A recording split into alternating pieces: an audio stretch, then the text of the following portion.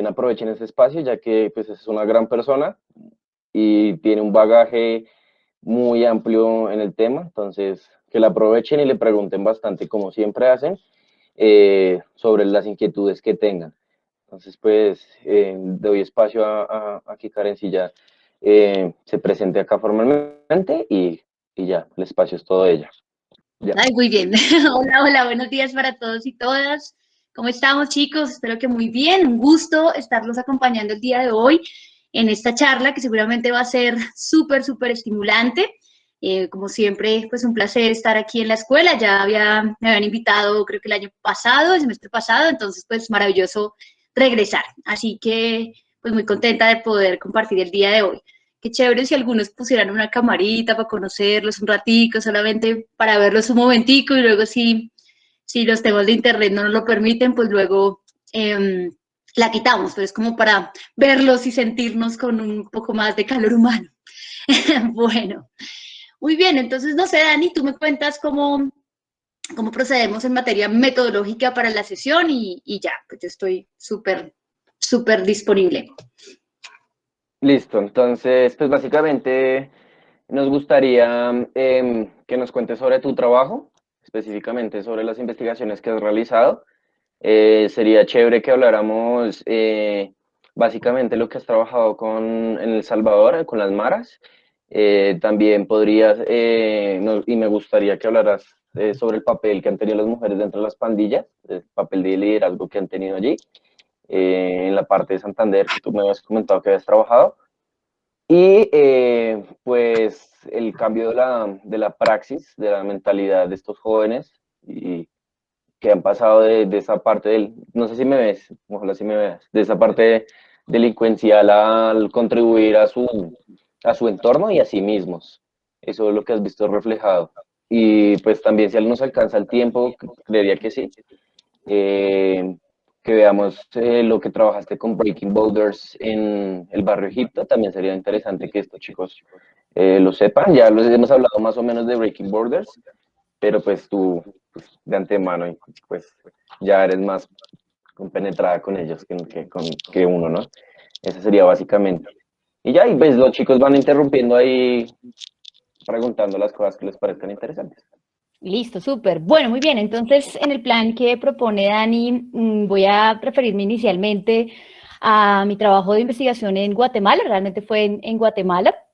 Y pues aquí empieza un poco toda esta exploración y esta aventura por descifrar el mundo de las pandillas juveniles. Ahí empiezo a trabajar fundamentalmente con las maras. Yo creo que ustedes tienen seguramente imágenes muy claras de las maras en Centroamérica. Este chico, la imagen típica del chico súper tatuado, que por supuesto, pues como que se viste de cierta manera, que tiene de alguna manera una conexión con unas condiciones sociales de base difíciles. Entonces sabemos que se trata de un grupo de jóvenes que normalmente emerge barrios marginales del Triángulo del Norte, que es como llamamos Guatemala, El Salvador y Honduras, estos tres países centroamericanos, y obviamente que tiene una conexión enorme con Estados Unidos y con los procesos de deportación masiva que ocurrieron por allá en los 90 para que muchos de estos jóvenes volvieran a unos países que estaban totalmente marcados pues, por las dificultades de los conflictos armados internos que se estaban viviendo. Entonces yo no voy a referirme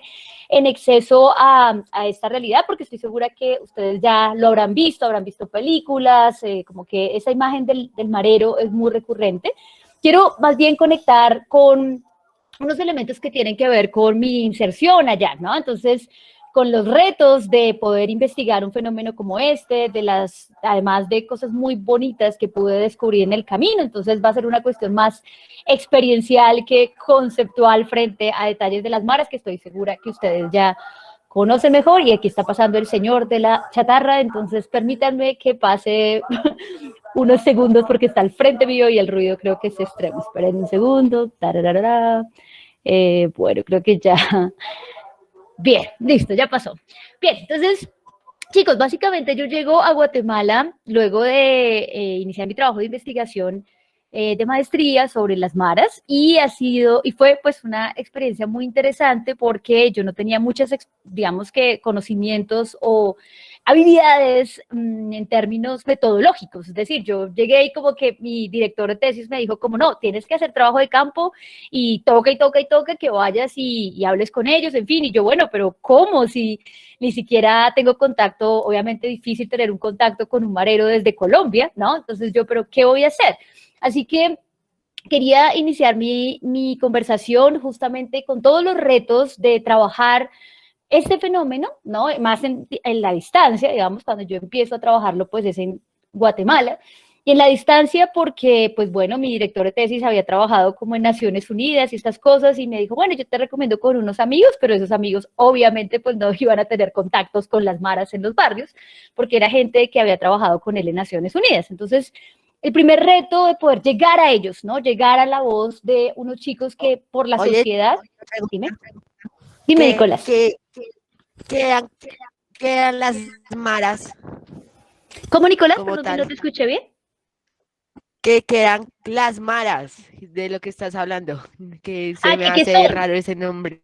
Ok, muy bien. No, son Sí, las pandillas en Centroamérica, así se le conocen a las pandillas en Centroamérica. Voy a mostrar una imagen aquí, voy a compartir rápidamente una imagen para que lo veamos. Hay dos, digamos, dos grupos muy famosos que son la Mara Salvatrucha y el Barrio 18. Son como los grupos más famosos en Centroamérica. Te voy a mostrar, esperen, presentar ahora toda tu pantalla y aquí les muestro como una foto, a ver si les es familiar. ¿Ya lo están viendo o todavía no? Ah, sí, no, perdón, yo lo estaba compartiendo todavía. Listo, ahora sí. ¿Ya lo ven? Bueno, entonces, bueno, esta es como la imagen que trataba de hacer alusión, como estos muchachos, estos jóvenes que tienen una cantidad de tatuajes en su cuerpo, las dos famosas o los dos grupos más famosos son la Mara Salvatrucha y la pandilla del Barrio 18, ¿sí? Miren, por ejemplo, esta está tremenda, esta fotografía. Esa es como la imagen emblemática de este tipo de grupos juveniles que se forman en barrios muy vulnerables de estos países, El Salvador, Guatemala y Honduras, y son chicos que tuvieron, digamos que una relación muy honda y muy profunda con Estados Unidos, porque estos grupos nacen en las calles de Los Ángeles, en las calles de Chicago, y nacen allá luego de que muchos de ellos migraran de Centroamérica para buscar oportunidades en Estados Unidos. Pero cuando llegan allá, cuando llegan a Estados Unidos, se encuentran con unos, digamos, con unas pandillas ya locales, unas pandillas de norteamericanos, unas pandillas afroamericanas, perdón. Entonces, ellos básicamente llegan y tienen que armar su propio grupo para lograr sobrevivir, ¿no? Porque en estos barrios, pues, estaba el control según las cuadras, según las zonas de esas pandillas. Entonces ellos empiezan un poco esta disputa territorial para tratar de sobrevivir en las calles norteamericanas. Y luego de varios años, yo decía que no me quería referir en detalle a toda esta historia porque es una historia larga, pero básicamente luego de varios años, a finales de los 90, en fin, empiezan procesos de deportación masiva en Estados Unidos, es decir, que muchos de ellos los regresan a Centroamérica, los regresan a Guatemala, El Salvador, a Honduras, y pues claramente llegan cuando estos países están destruidos por el conflicto armado, ¿no? Llegan en un proceso en el cual estos países han sufrido todos los avatares, todas las dificultades propias del conflicto armado. Entonces, podrán imaginarse la dificultad de volver a llegar a estos países, de encontrarse con por supuesto, una falta de oportunidades, con la exclusión, con la estigmatización. Imagínense ustedes llegar a un barrio y tener su cara así toda tatuada, que es lo primero que van a pensar las personas que están en el barrio, ¿no? Que estas personas son peligrosas, que son delincuentes, que son malos, ¿no? Entonces, como que es un poco... voy a dejar de compartir esa imagen. Es un poco lo que pasa en Centroamérica y pues claramente este fenómeno ha crecido muchísimo. Estamos hablando de ya varias décadas en las que las maras pues han sido vistas en Centroamérica como un fenómeno profundamente criminal, digamos, un fenómeno profundamente desafiante para la seguridad de estos países, pero muchas veces se desconoce porque solamente se intenta atacar como por estrategias de seguridad, ¿no? Como hay que encarcelarlos, hay que encerrarlos porque son malos, porque son criminales, ¿no? Pero no se están fijando justamente en lo que está en el fondo, y es que detrás de ello hay unos problemas sociales de base muy fuertes y muy significativos, porque estos países pues básicamente no han atendido estos problemas tan graves en materia de desigualdad, en materia de falta de oportunidades, y es un fenómeno que ha crecido muchísimo en los últimos años. Yo veía acá algo en el chat, dice, se presencia en El Salvador, Honduras y Guatemala, exactamente. Sí, las maras son como pandillas, realmente es la manera como se les denomina las pandillas en Centroamérica, ¿no? Algunos ya dicen que no, que eso no es una pandilla, que eso es un cartel, ¿no? Un cartel de narcotráfico, que esto ya es otro nivel. Bueno, ahí hay muchos debates, pero es la manera como se denominan a las pandillas en Centroamérica. Por acá dice, estos parches son grandes, son familias, se protegen y protegen a las zonas en las que viven, su entorno del día a día. Efectivamente, se trata de una suerte de familia. Eso es lo más, bueno, pues digo, lo más interesante de estos grupos, y es que ahí priman efectivamente estos valores identitarios conectados con una familia que se protege, que está dispuesto a dar la vida por el otro, y entonces se llama mi homie es como mi hermano, ¿no? Mi hermano del alma, a pesar de que no sea de sangre, pero es mi hermano en la pandilla, y dentro de la pandilla pues está dispuesto a incluso dar la vida por el otro. Entonces, se trata de una agrupación ya muy fuerte que ha crecido mucho, se dice que tiene vínculos, digamos, en otros países del mundo, que tiene, bueno, ahí hay como todo tipo de miradas alrededor del tema, pero entonces volviendo como al relato que les contaba, pues básicamente yo llego y pues imagínense ustedes el reto de llegar a Guatemala como una persona pues extranjera que no ha pisado nunca digamos, el territorio guatemalteco, y buscar y encontrar la manera de llegar a ellos. Todo ese fue el primer gran reto, y cuando pensamos en trabajar con este tipo de grupos, con este tipo de fenómenos sociales, en donde muchas veces los chicos que están ahí pues no tienen voz, ¿no? Muchas veces no podemos llegar a ellos tan fácilmente porque la sociedad misma se ha dedicado a excluirlos, se ha dedicado como a ponerles una etiqueta aquí en la cabeza, ¿no? Una etiqueta de el delincuente, el malo, bueno, todo este tipo de cosas. Entonces, era per se difícil llegar a ellos. Básicamente lo logré por la vía de unos líderes comunitarios, sociales, digamos, de base en los barrios, que me permitieron ir llegando a algunos expandilleros y luego pues algunos pandilleros activos, lo que fue más difícil, por supuesto, porque ellos generan como una barrera de contención, como un muro, como no, nosotros tenemos que mantenernos de todas maneras como hacia la sociedad, mostrando que somos malos y que somos impenetrables, ¿no? Pero lo más bonito, creo yo, de ese ejercicio de acercamiento a las pandillas es que pude llegar a palpar un poco lo que estaba más allá de ese muro y de esa barrera de contención que ellos intentaban poner, ¿no? Como que soy malo y que soy impenetrable y que básicamente conmigo no se puede hablar y ese tipo de cosas. Al contrario, pues fue muy valioso el ejercicio de poder conectarme con ellos, conectarme con sus sueños también, con sus deseos, con sus expectativas, más allá de la etiqueta. Por eso, y de hecho hay toda una corriente teórica, que la cual no voy a entrar aquí ni mucho menos, pero es una corriente que se refiere justamente a la teoría del etiquetamiento, a cómo muchas veces tenemos que lidiar como seres humanos con esas etiquetas que nos pone la sociedad y que muchas veces es difícil salir de ellas, ¿no? Etiquetas como el indisciplinado, el vago, el que no hace nada bien, ¿no? Este tipo de cosas, y eso pesa significativamente en lo que nosotros somos y proyectamos en nuestra personalidad. Por aquí estoy viendo, me dice Laura que por qué se tatúan. Bueno, muy bien, eso es una cuestión muy importante porque los tatuajes hacen parte de la identidad del marero desde el origen del fenómeno. Si hablamos del barrio 18, incluso por allá en los años 50, en las calles de Los Ángeles, tenemos evidencia de pandillas de este grupo, la Mara Salvatrucha por allá en los 70, entonces pues se dan cuenta que son agrupaciones que tienen muchos años de existencia y que se han consolidado con una identidad muy clara, conectada, por ejemplo, con los grafitis y con los tatuajes. Los tatuajes hacen parte de toda una estética de los pandilleros. Y ustedes se dieron cuenta, de pronto en la imagen, voy a volver sobre la imagen rápidamente para responder a esta pregunta que me hace Laura. Por acá vamos a volver sobre la imagen. Ustedes de pronto aquí en la imagen van a ver algunos tatuajes emblemáticos. De pronto, a ver si es este. Aquí alcanzamos a ver el 18, que es un tatuaje que es recurrente, básicamente es tatuarse en el pecho el nombre de la pandilla a la que perteneces, ¿no? Entonces, en este caso es la pandilla 18. Aquí está otro que es emblemático, 666, ¿no? Que es como, pues, el número de la bestia o estas cosas. Hay otro que es la madre muerte, no lo veo por aquí reflejada, sí creo que en este se alcanza a ver, aquí ustedes lo ven, la madre muerte, ¿sí? Entonces son como alusiones, por supuesto, a algunas cosas que tienen que ver con lo que ellos llaman la vida loca, y la vida loca es estar constantemente en el día a día arriesgando la propia existencia, ¿no? Como que no sabemos, y cuando uno habla con ellos, pues muchas veces se expresan como yo no proyecto ni mi siguiente año y este tipo de cosas, porque pues yo puedo morir saliendo de este lugar, ¿no? Yo en medio de las confrontaciones, de las rivalidades con tantos enemigos, con el enemigo de la pandilla contraria, con incluso prácticas de limpieza social promovidas por el Estado, ¿no?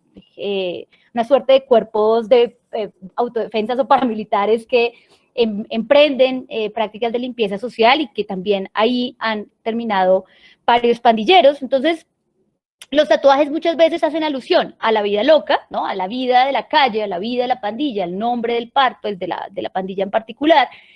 Hacen alusión, por ejemplo, hay unos famosos, ahí no se alcanzan a ver realmente, pero hay unos famosos como el payaso. Voy a dejar de compartir.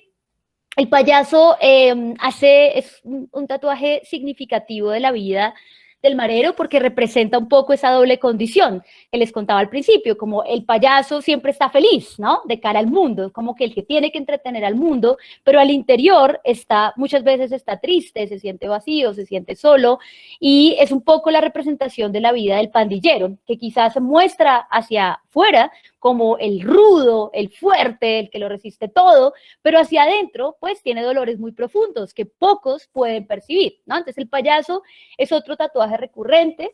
Hay otro muy recurrente y estos, de hecho, los vi en el cuerpo de un expandillero que hoy en día todavía somos buenos amigos. Es increíble la historia de él, se llama Agustín Godoy. Les voy a dejar un TED donde cuenta toda su historia, creo que sería muy bonito que lo conocieran. Y Agustín, básicamente, pues en nuestra conversación, cuando nos conocimos, me mostraba todos sus tatuajes. Otro de ellos es una tumba abierta, ¿no? Es como una tumba sin rip, dicen ellos. Entonces es como el lugar que está esperando por él, ¿no? Como el lugar que está esperando el día de su muerte.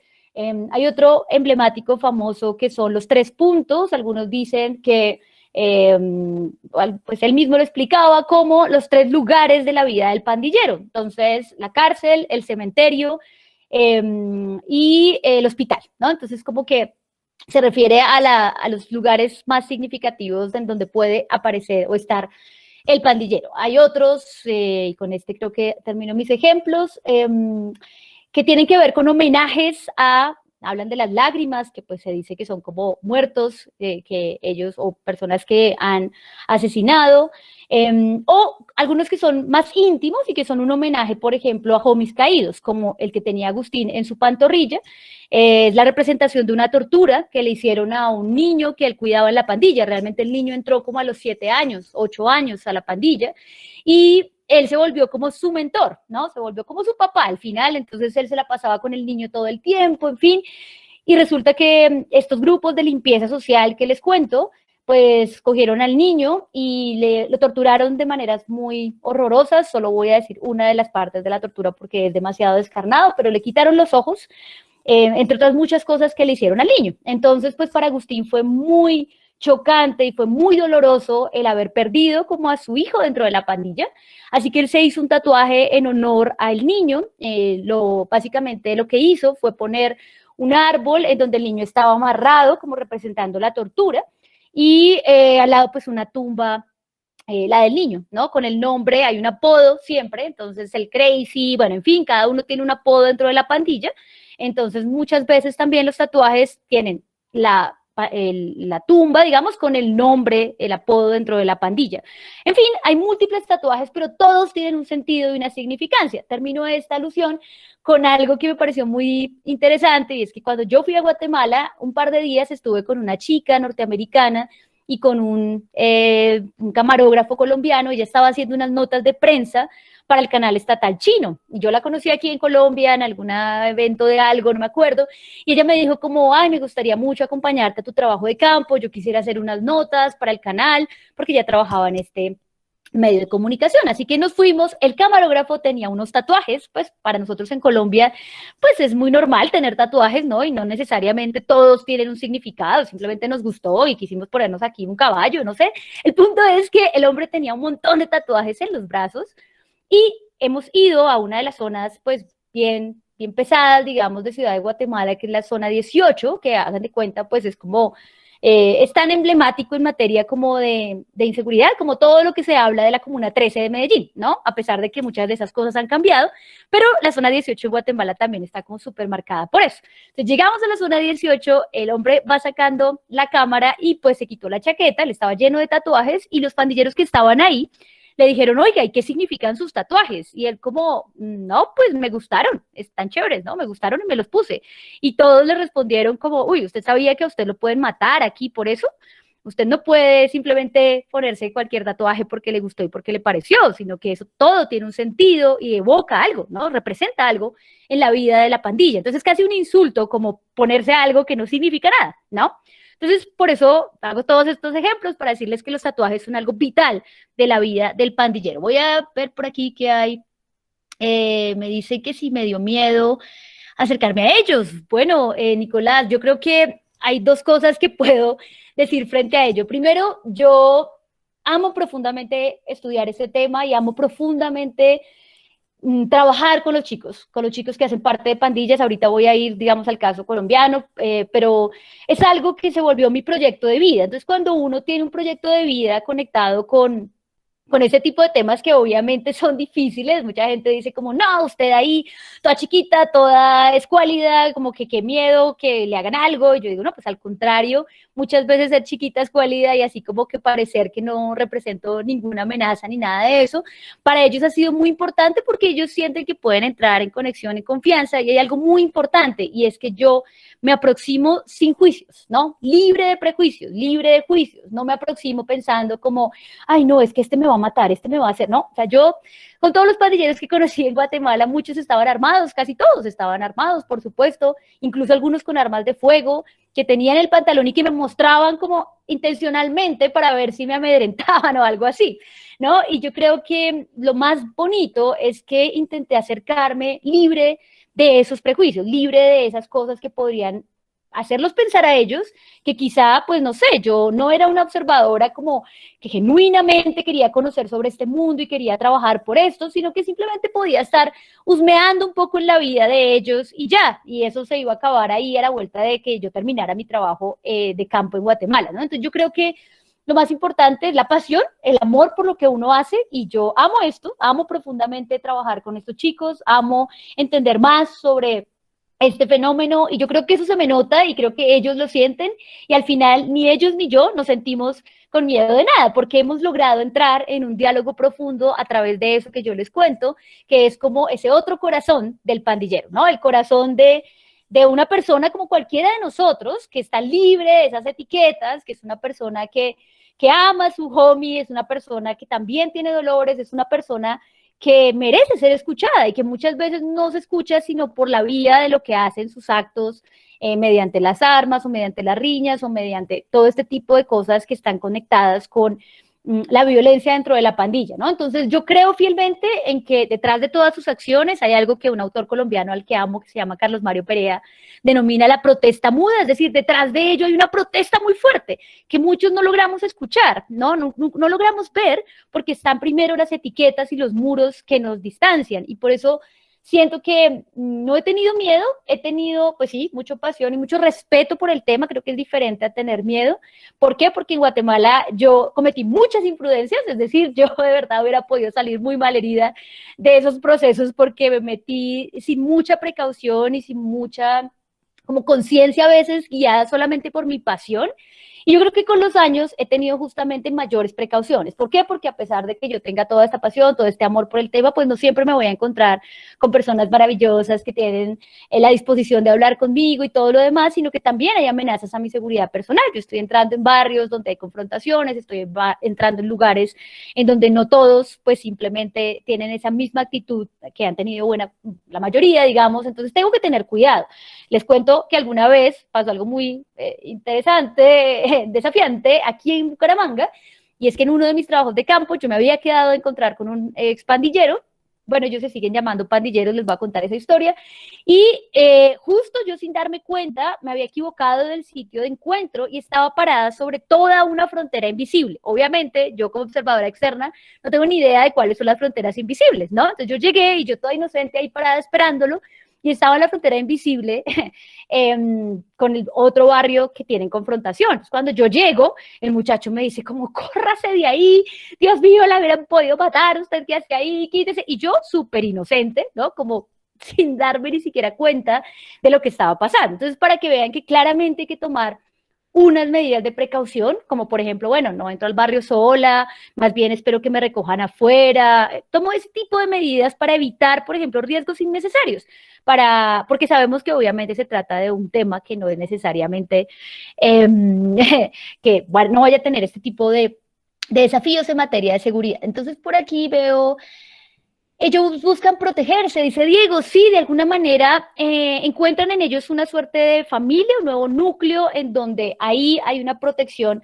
hasta la muerte, es decir, los que hacen parte, yo recuerdo una escena muy importante de una conversación con un chico expandillero del barrio 18, que me decía, bueno, yo tengo un caso aquí muy cerca de un gran amigo cuyo hermano estaba en la Mara Salvatrucha, en la pandilla rival.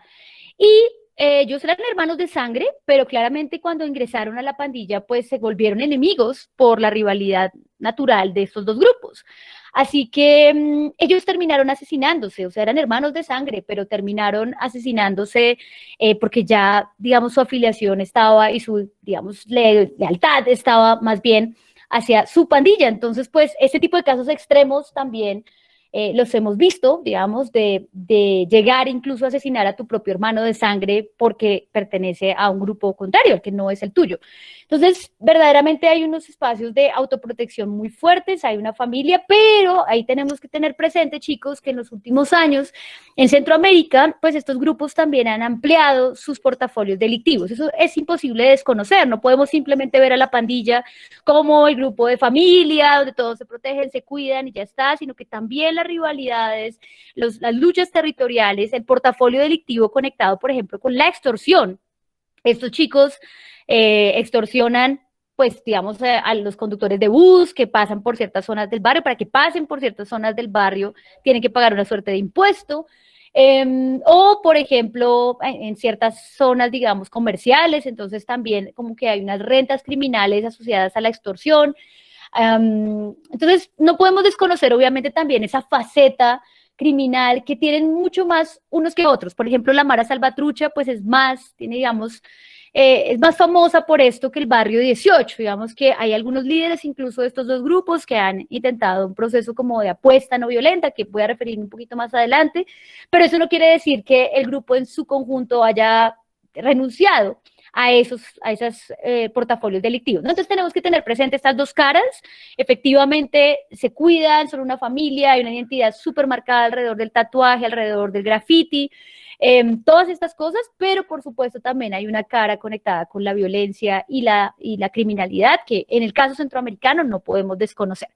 Bueno, por aquí, ya hablamos de los significados de los tatuajes, ahí les puse varios ejemplos. En algunos tatuajes puede representar una pandilla, el líder de la pandilla tiene que ser como más grande o más rudo, y ellos también hacen torturas. Bueno, entonces ya me refería a los tatuajes, básicamente representan, los que representan la pandilla son los números de la pandilla, ¿no? El 18, que es el del barrio 18, el MS-13 es la manera como se llama, digamos, la Mara Salvatrucha, en siglas, digamos, y el 13, pues no es un número ahí random que a ellos se les ocurrió, sino que el 13 hace parte de una confederación de pandillas donde están más allá de la Mara Salvatrucha, digamos, hay una cantidad de pandillas que se asocian al número 13, entonces ustedes van a encontrarse como una suerte gran confederación de pandillas aliadas con ese mismo número, ¿no? Entonces, sí, los números son los que evocan a la pandilla. Acá me dicen que el líder de la pandilla tiene que ser como más grande o más rudo.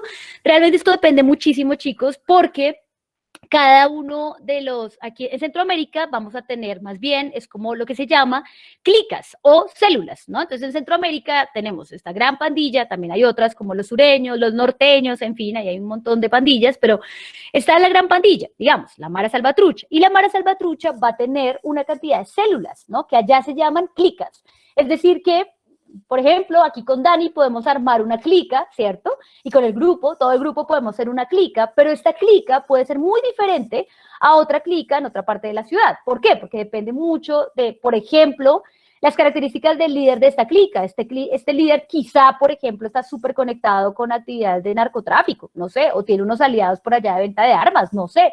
Entonces, esta dinámica puede ser radicalmente distinta a la de otro grupo en donde hay digamos que hay una horizontalidad. Normalmente no hablamos de líderes súper férreos y todo esto, tiene una estructura así como una gran estructura criminal, ¿no? Muchas veces los líderes son como, digamos que van rotando, no necesariamente están ya súper determinados. Lo que sí hay es algunas reglas un poco rudas en el caso de las mujeres en Centroamérica, y es que, por ejemplo, las chicas no pueden llegar a los altos niveles, digamos, de liderazgo. Ahí hay una suerte de líneas de mando que funcionan para algunas clicas más, digamos, más organizadas, como por ejemplo el primera palabra, el segunda palabra, ranflero, bueno, ahí tienen unos nombres, ¿no?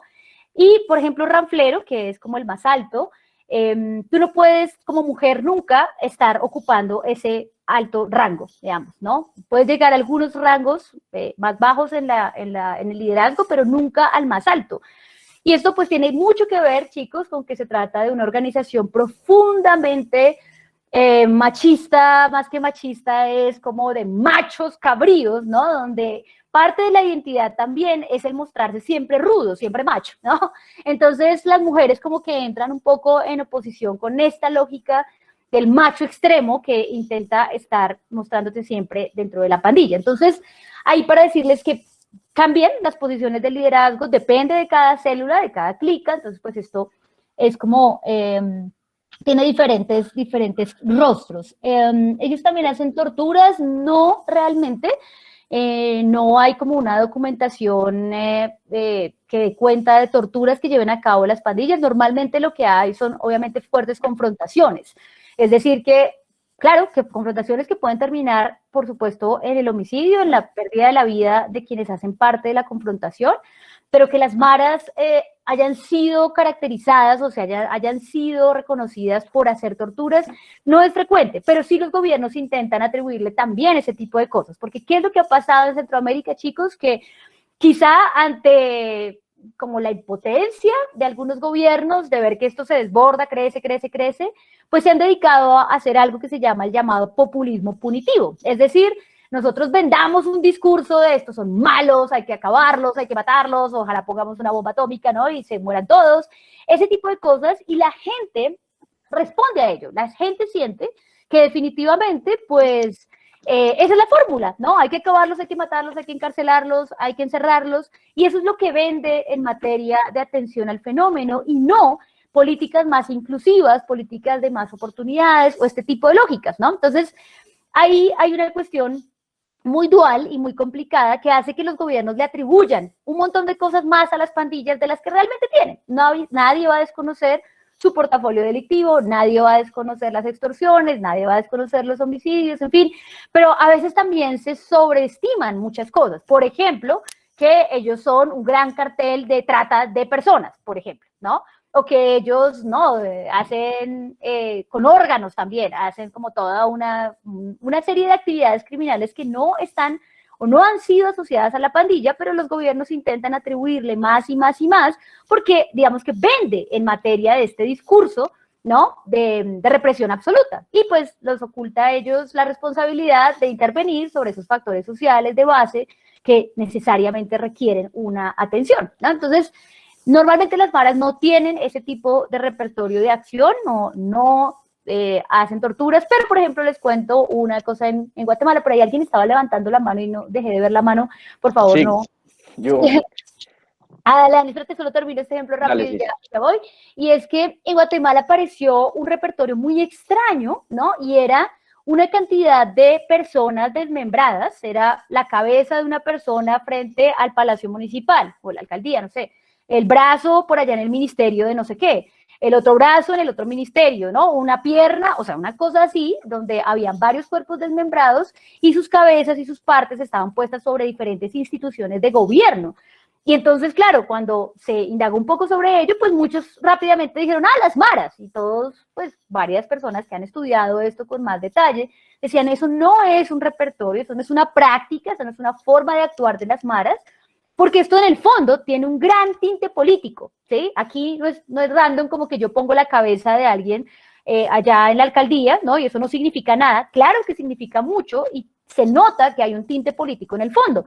Normalmente, chicos, las pandillas no tienen una bandera política. No hay una reivindicación como las guerrillas o estas cosas de, bueno, por la superación de las injusticias. No, no, no. Ahí no hay unas banderas en ese orden. Entonces es muy raro atribuirle a una pandilla ese tipo de acciones, ¿sí? Porque se nota en el fondo que hay un gran sentido, un gran significado político para poderlo hacer de esa manera. Dale, Dani. Bueno, me gustaría que las preguntas acá, digamos, hay una que hace Dani, que si conociste alguna experiencia significativa positiva para los barrios donde pues ellos, estos pandilleros, hayan influido. Entonces, pues, yo creo que también ya eso lo responderás. Y otra que me parece muy buena, qué reflexión o qué aprendizaje tienes de esta experiencia en sentido diría yo, de esa aportación de lo que sale de lo esquemático que se tiene reflejado a la pandilla, a la verdadera realidad que estos chicos pueden aportar de manera significativa a su entorno. Entonces sería bueno que... Magnífico, sí, Dani, ya voy aquí siguiendo las preguntas y comentarios en el chat. Solo voy a referirme a una cosa muy simple cuando decían lo de los tiroteos y los enfrentamientos. Solo una ocasión, justamente en la zona 18, en medio de una entrevista, en el fondo había un tiroteo y estas casas cuyos tejados son como de zinc, no sé cuál es ese material, que son, ustedes vieron, no sé si vieron Voces Inocentes, una película profundamente hermosa sobre el conflicto armado en El Salvador, y es una película que está contada por niños, digamos, niños que vivieron el conflicto armado, se las recomiendo un montón, es una película hermosa, eso sí, para estos tiempos depresivos creo que no es tan bueno porque uno llora desde el principio hasta el final, pero es una película que tiene unas enseñanzas hermosas. El caso es que estos tejados, ¿no? Estos tejados como de lata, no sé cuál es el material, el punto es que nosotros estábamos en una entrevista y al fondo había como una persecución, ellos a veces corrían por esos tejados y pues escuchaban muy fuerte las balas porque esto tiene como, sí, no sé, por el material en sí, entonces sí lo alcanzamos a vivir afortunadamente a lo lejos y en un espacio cerrado, pero sí estaba al fondo y afortunadamente nunca más tuve que presenciar en vivo y en directo este tipo de cosas porque evidentemente hubiera sido bastante desafiante para mí. Bueno, ya respondí lo de una clica, que es una célula del grupo de la pandilla. Y entonces ahora sí, alguna experiencia significativa, positiva de los barrios. Bueno, yo creo que esto es lo que más conocí, lo que me parece muy virtuoso y por eso como que intento quitarle simplemente ese rótulo del criminal y del malo, porque hay muchas experiencias, no solo individuales, sino también colectivas de chicos que le han apostado a un cambio de vida, ¿no? De hecho, y por eso hablaba de Agustín Godoy como una de esas personas más emblemáticas, porque él, luego de haber estado 18, 16, 17 años en la pandilla, como un gran líder, él fue líder de su clica y él traficaba con armas, él llegó a hacer una cantidad de cosas ya digamos de largo aliento, y Agustín pues le apuesta a su salida de la pandilla y le apuesta después de una experiencia un poco mística, de una experiencia religiosa, y quería referirme rápido a esto porque verdaderamente la acción, por ejemplo, de las iglesias muchas veces más protestantes que la iglesia católica, ha sido vital para tratar de resignificar los valores de muchos de estos jóvenes. Y este chico en particular tuvo como una experiencia mística, lo estaban torturando y pues estuvo al borde de la muerte y él como que ahí en ese momento, allá a Dios le dicen colocho. Entonces él dijo como Colocho, si me sacas de esta, yo te juro que te voy a servir y voy a cambiar y tal. Él era muy improbable verdaderamente que él se salvara de esa tortura porque lo llevaron a una finca muy apartada donde no había nadie realmente, una finca muy, muy lejana. Las torturas de él fueron muy fuertes, lo pusieron en unas tinas con electricidad y pues lo estaban electrocutando y le estaban quitando las uñas, le estaban arrancando los tatuajes, o sea, realmente fue una cosa horrorosa. Yo recuerdo la escena en la que él me estaba contando eso, a mí se me escurrieron las lágrimas, nos abrazamos, ¿no? Fue una escena muy, muy fuerte porque pues yo pude imaginarme, digamos, todo lo que pasó ahí. Para él fue muy, muy difícil en medio de su dolor y en medio de su desesperación. Él hace un clamor, digamos, al cielo y de maneras súper místicas, súper milagrosas, súper extrañas, llegó un montón de gente ahí. Llegó a la zona cuando se supone que eso era súper apartado, no había nadie. Entonces, pues básicamente, aparentemente habían seguido esta camioneta, que era como la práctica, ¿no? En unas camionetas con vidrios oscuros y llevárselos por allá a zonas recónditas en donde los asesinaban. Entonces, pues había una gente que, no sé, llegaron con medios de comunicación. Eso fue una cosa súper rarísima de entender. El punto es que él se salva y él dice en adelante, yo voy a apostarle por el cambio y empieza a liderar todo tipo de campañas de prevención de la violencia en colegios, en universidades. Luego lo contrata a una agencia de USAID para que sea como su promotor de prevención de la violencia y pues se ha dedicado desde hace ya como 15 o 16 años a trabajar por la prevención de la violencia y ha conocido y ha cambiado, digamos, la vida de muchos chicos, pero es solo una experiencia individual, digamos, una experiencia linda, individual, pero hay múltiples experiencias, incluso que no provienen solamente de los pandilleros, sino, por ejemplo, de líderes sociales, líderes, o incluso en su momento no eran líderes. Tengo una que es impactante, es una chica a la que le asesinan a su mamá. Su mamá ayudaba a los pandilleros, su mamá, pues digamos que tenía mucha consideración con los chicos porque decía, no, estos muchachos son muchachos que necesitan afecto, ella les daba de comer a veces se encontraban ahí en la casa, ¿no? Y la señora termina asesinada, obviamente no en manos de estos chicos, de los que ella ayudó, sino de la pandilla rival. Y entonces la niña, la hija, digamos, dice como, no, o sea, esto es la peor porquería de la vida, mi mamá ayudándolos y cómo es posible, y perdí a mi mamá, y ella entra como en una crisis muy fuerte pues, frente a la pandilla, y dice que nunca más, y que los maten, y como que entra en esta lógica. Y luego, digamos que ella, al ver a varios niños que se habían vinculado a la pandilla, ese tipo de cosas, como que se remueve y dice, no, yo no puedo quedarme quieta porque hoy fue mi mamá y mañana va a ser la mamá de otra, y va a ser la hermana, y va a ser la hija, y va a ser el hermano. Así que ella se volvió una líder social luego de que pues, de que le hayan matado a su madre.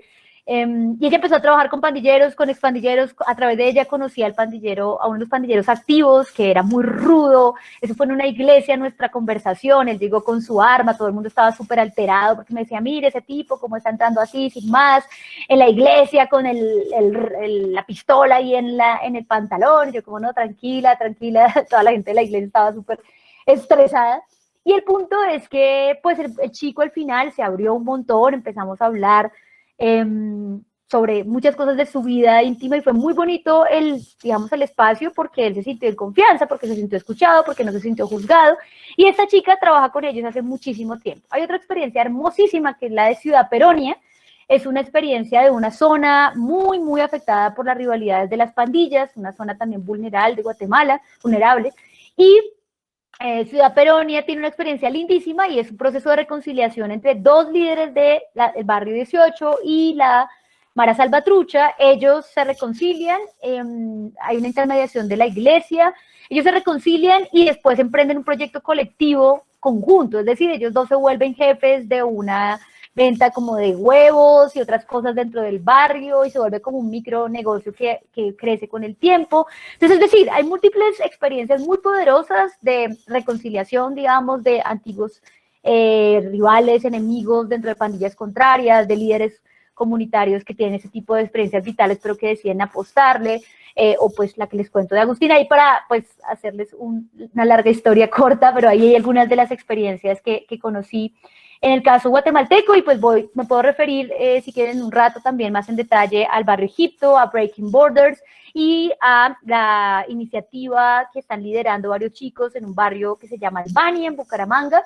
Ellos son Yo les decía que se dicen todavía pandilleros porque a pesar de que ya no están, digamos, en las confrontaciones muy álgidas de las luchas territoriales, digamos, dentro del barrio, pues ellos ya son súper veteranos, tienen como 38 años, eso para la vida de la pandilla es la veteranía absoluta, porque la expectativa de vida muchas veces de chicos, por ejemplo, en Centroamérica, que pertenecen a la vida álgida de la pandilla era de 23 años, o sea, esa era la expectativa más alta que podían tener, ¿no? Al llegar a los 23 ya te volvía un veterano de guerra. Entonces, pues estos chicos de Bucaramanga que tienen 37, 38 y que todavía se dicen pandilleros, ellos pues ya tienen hijos, ya tienen familias, en fin, pero ellos dicen que van a seguir siendo los defensores del barrio.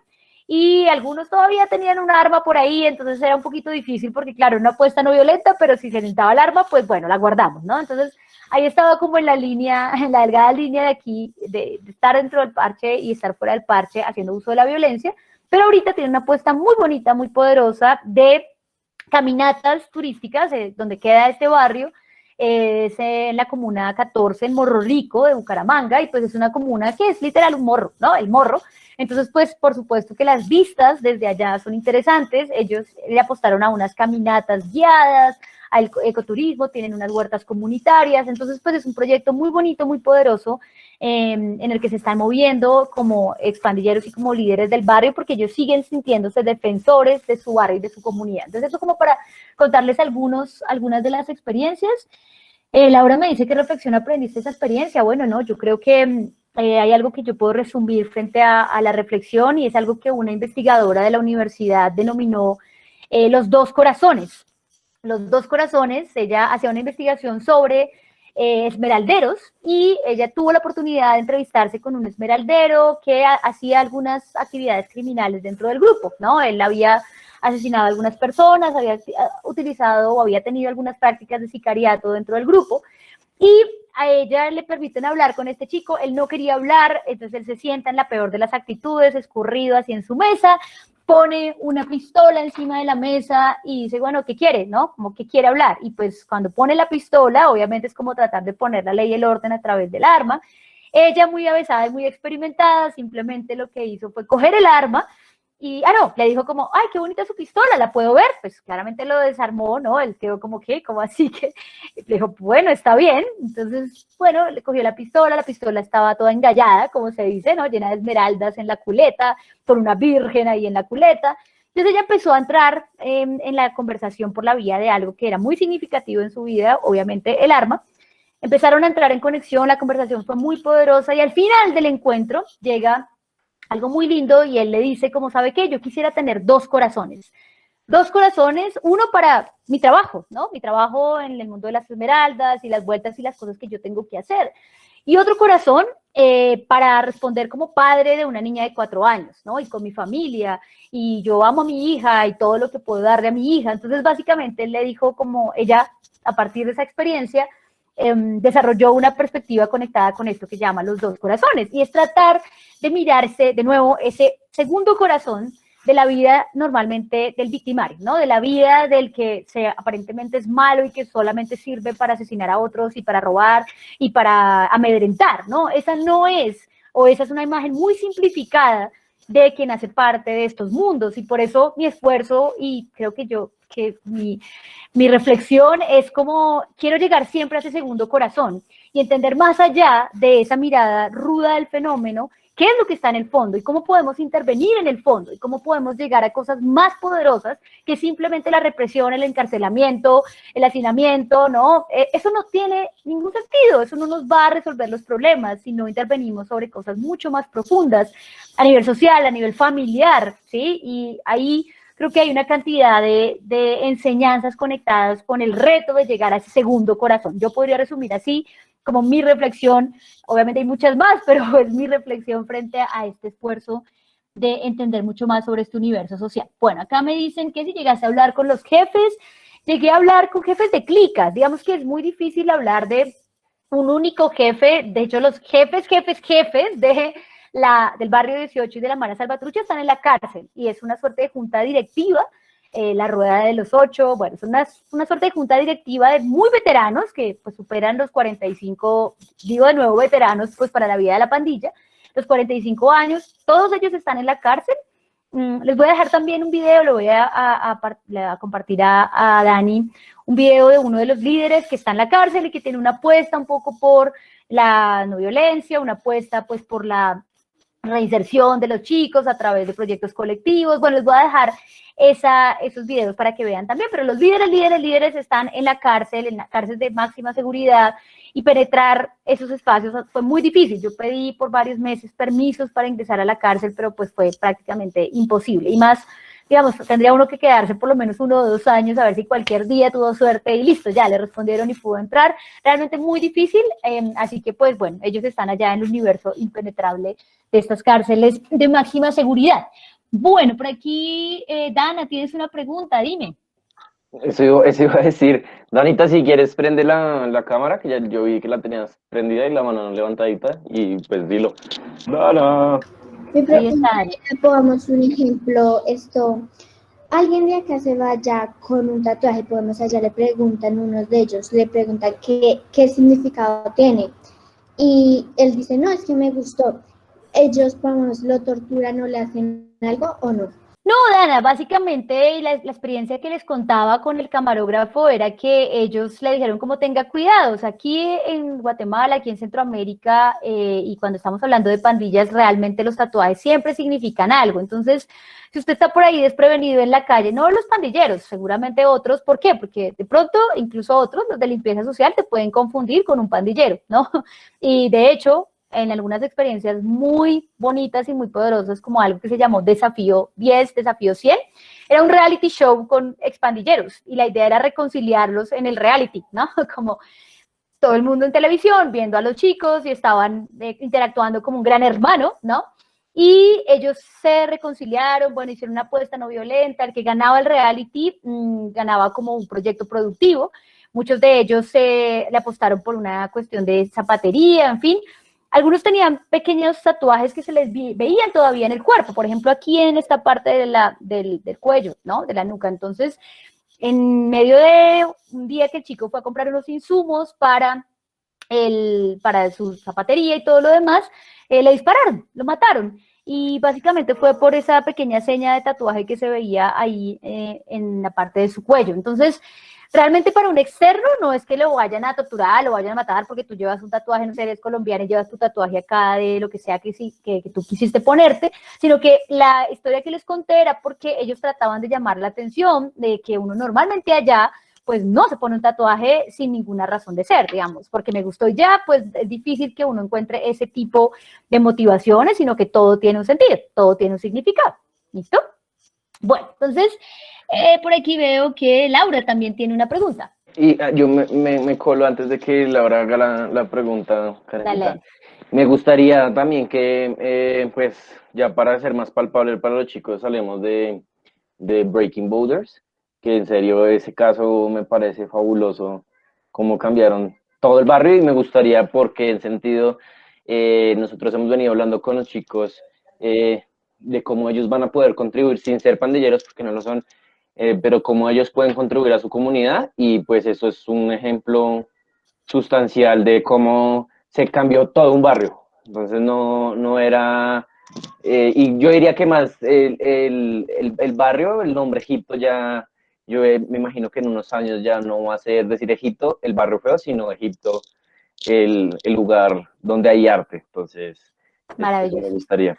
Claro que sí, Dani, ya vamos a nuestro caso emblemático del barrio Egipto. Laura, mi pregunta es si existe la mara más poderosa del mundo. Si existe la mara más poderosa del mundo de ciudad. No entiendo muy bien tu pregunta, Laura, ¿no quieres hacerla a viva voz?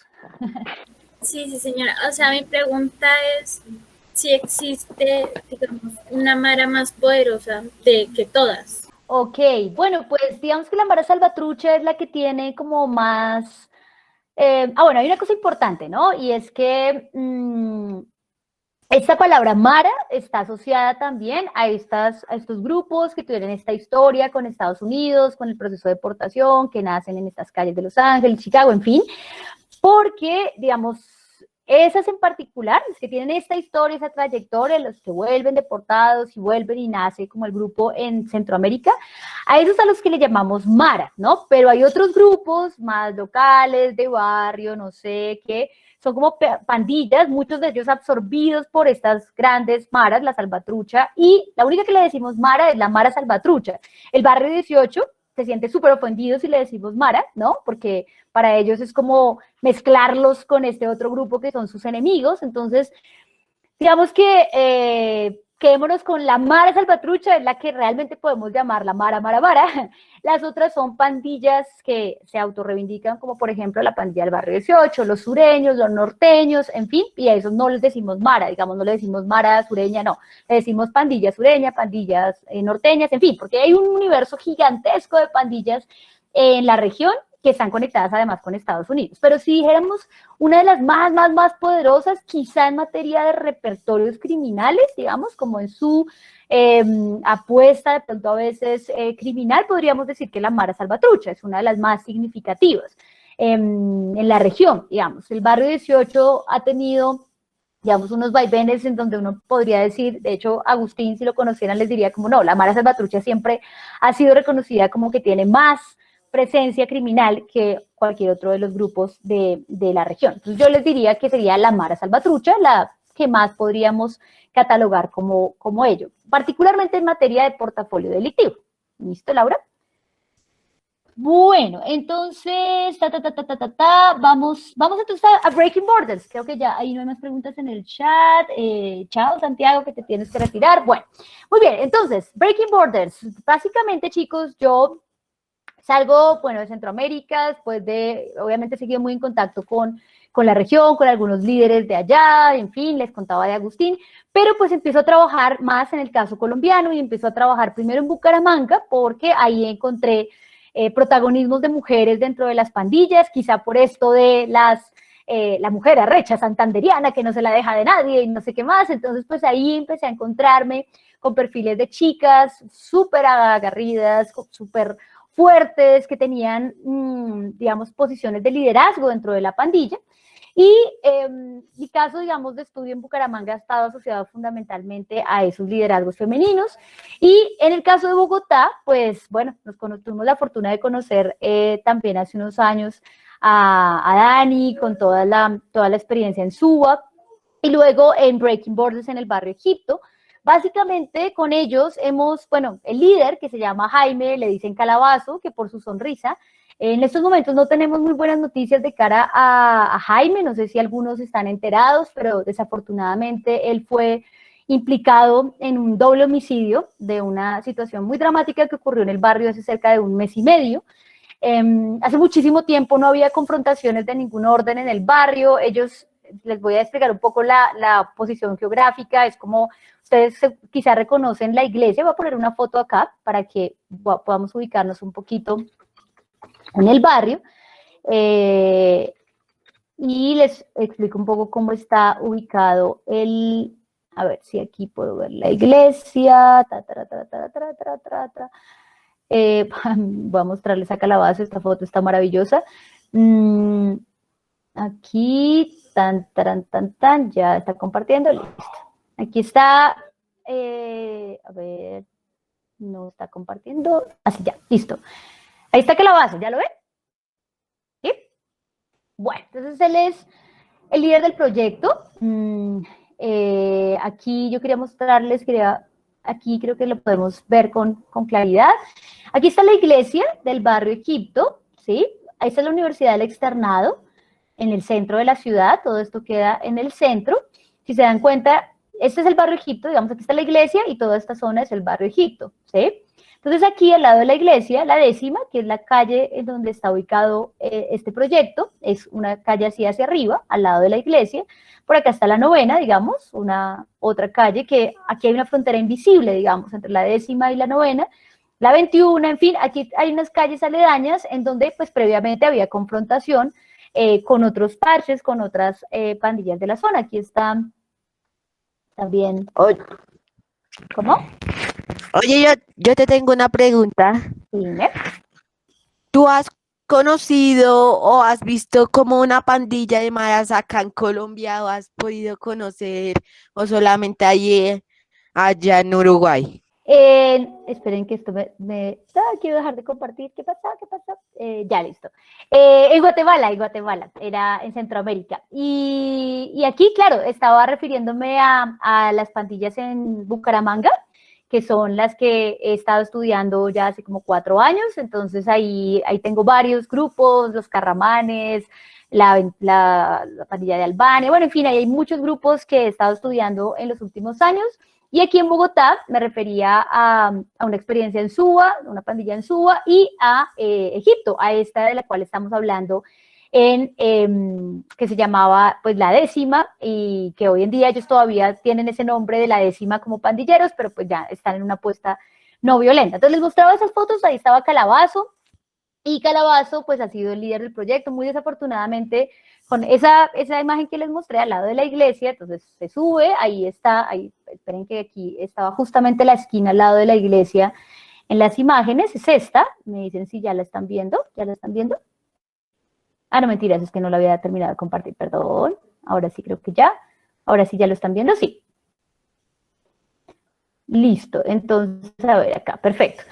Aquí justamente es esta parte queda muy al lado de la iglesia está hacia este lado, y aquí empieza un poco toda la décima, toda la experiencia de este tour de graffiti, en donde ustedes ven, por ejemplo, pues aquí hay varias imágenes que muestran efectivamente varios de los grafitis de la zona que básicamente evocan la vida en la pandilla. Muchos de estos grafitis evocan, o por ejemplo este que es muy bonito, es una semilla, si se dan cuenta, ellos lo ponen hacia el final del tour y es la semilla que nosotros estamos plantando, dándoles a ellos la oportunidad de germinar y de crecer bajo una apuesta no violenta, ¿no? Entonces los grafitis son muy poderosos. Este es uno de los primeros grafitis de la zona. Ahí al lado, pues digamos que hay un homenaje a varios de los muchachos que murieron en el proceso. Ahorita les voy a mostrar una presentación de unas chicas que tienen varios de los grafitis, ahorita se los muestro, pero vuelvo aquí, perfecto. Entonces, chicos, básicamente, el Barrio Egipto nos encontramos o coincidimos hace cerca de 4 años. Calabazo empezó a ir a mis clases, empezamos a interactuar muchísimo, a llevar a los estudiantes al tour, a mostrarles lo poderoso de esta apuesta, digamos, no violenta, a través del graffiti, a través de poder contar las historias de la pandilla, pero a través de esos murales que tienen mucha vida.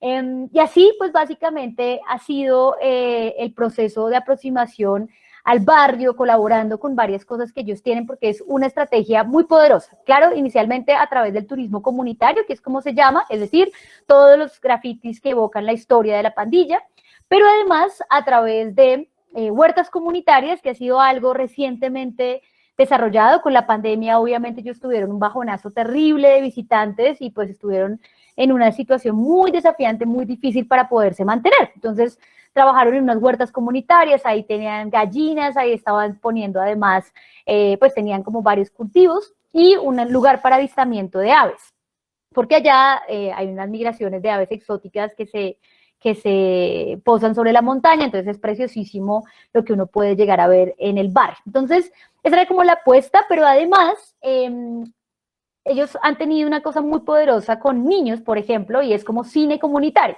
Entonces, en las noches, ellos tienen una gran carpa, en las noches generaban unos espacios de películas con niños y llegaban niños de las pandillas rivales, llegaban niños de otros barrios. Entonces, eso era súper bonito porque imagínense ustedes los hijos de los enemigos, ¿no? Que llegaban al barrio y que ahí estaba garantizada como su seguridad, que no pasaba nada. Ellos iban y multiplicaban un poco el mensaje de lo que estaba pasando en la décima, y pues era verdaderamente, ha sido, digamos, verdaderamente poderoso.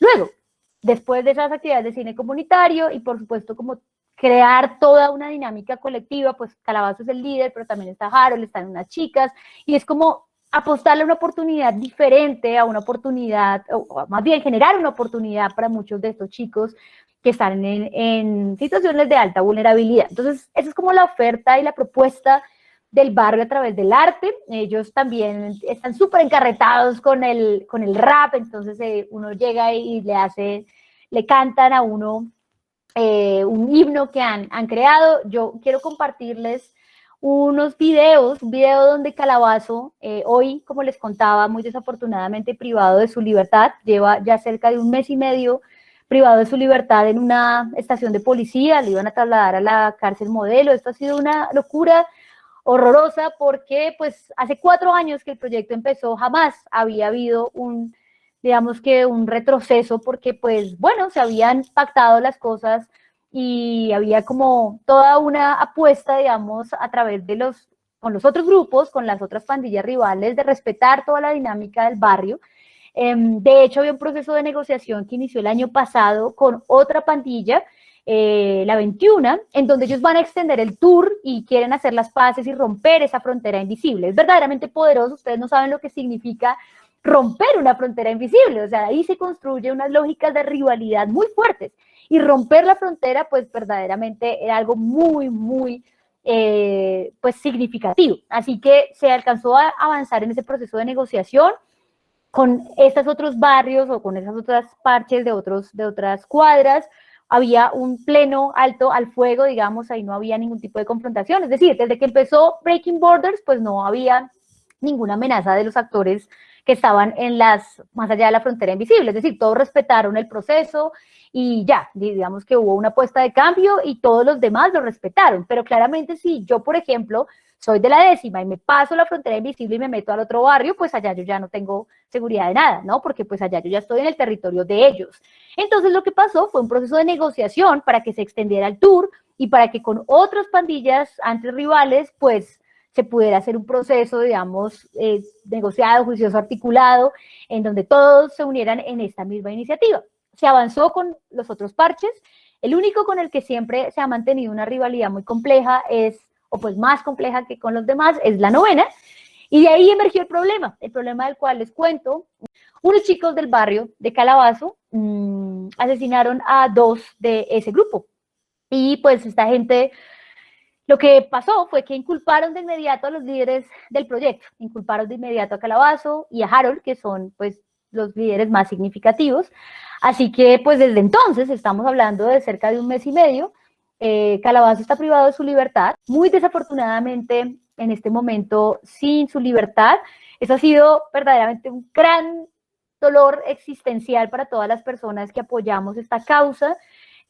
Pero en el fondo ha sido virtuoso también darnos cuenta de la cantidad de actores que han estado cerca de este proyecto, porque entonces emergió Graffiti Tour, emergieron chicos de la Javeriana, emergieron chicos de la Distrital, una cantidad de personas que han trabajado con el proyecto y que dijeron, vamos a ayudar a Calabazo, vamos a apostarle. El proyecto en este momento está un poco caído porque, pues claro, si los líderes están como, pues Calabazo sin su libertad, Harold tratando de remar solo.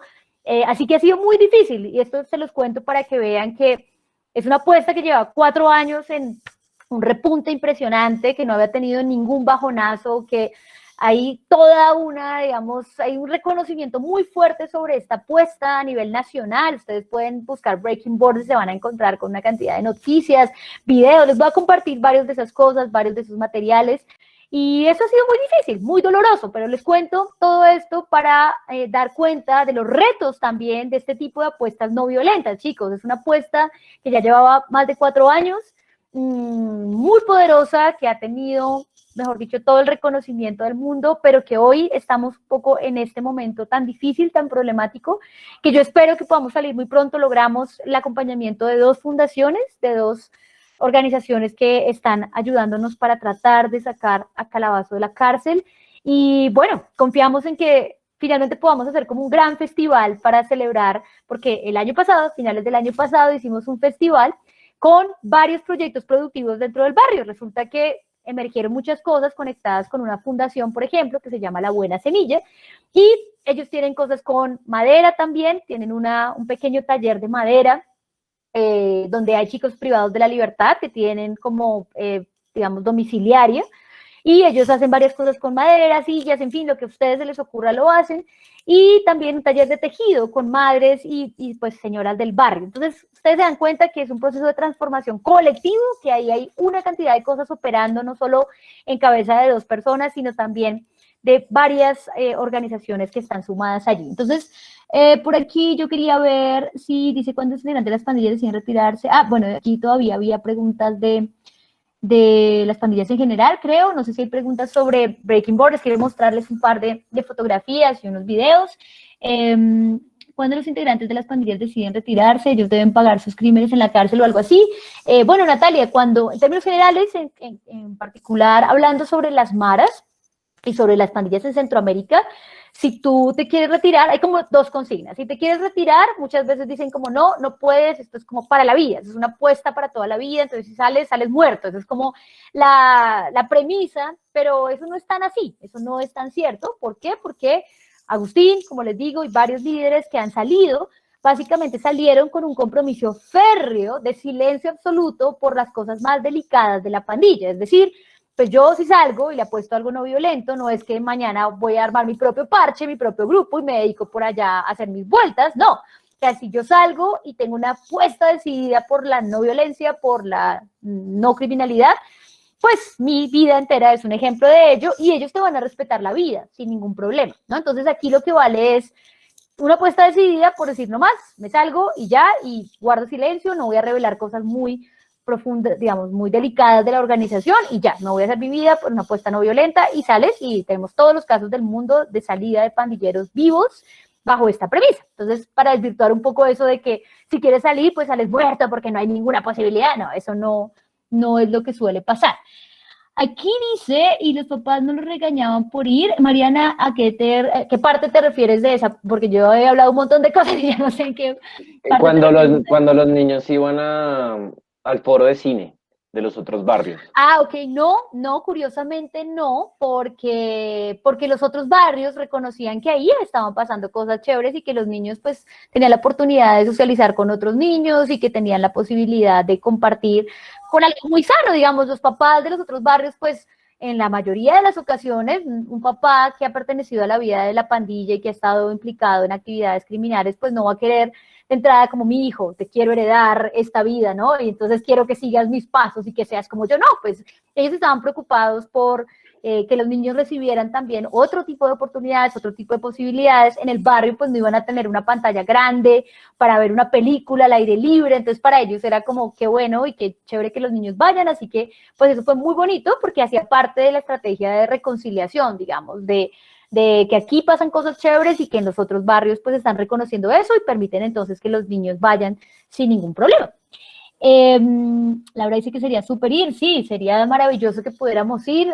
Ahorita pues está en cabeza de Harold, el otro líder, que es una historia de confrontación un poco dolorosa, pero es una historia un poco más personal, digamos, ahí entre estas 2 familias en el barrio.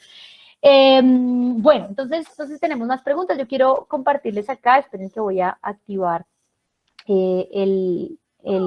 quiero mostrarles unas fotos. No sé si tenemos más preguntas. Esperen, yo pues estoy abriendo aquí los videos. Mientras tú lo abres, yo les digo así como un avisito parroquial, no se vayan a desconectar que después vamos a hablar de las plantas, entonces no se vayan a desconectar a las 12, chicos. Vamos a hablar de las plantas y unas cositas sobre la actividad que se va a llevar a cabo el otro fin de semana, entonces no se desconecten, por favor. Bueno, aquí está cargando y ya lo abrimos. Bueno, no sé si hay más preguntas. Bueno, está como lento cargando, pero entonces quiero como cerrar, chicos, contándoles que básicamente esta experiencia y estas apuestas no violentas han sido algo que, a pesar de que en el barrio Egipto sí que ha tenido como un reconocimiento mediático, como de los medios de comunicación y ha habido un seguimiento, pues muchas de estas cosas no son tan documentadas, como que nadie conoce esto de las apuestas no violentas. Claro, en Medellín de pronto las apuestas por el arte, por el graffiti, de hecho Calabazo toma un poco esta idea del tour de graffiti en una de sus charlas en la cárcel con unas personas de Medellín. Y básicamente pues son ideas que no han sido tan documentadas, como que no mucha gente las conoce.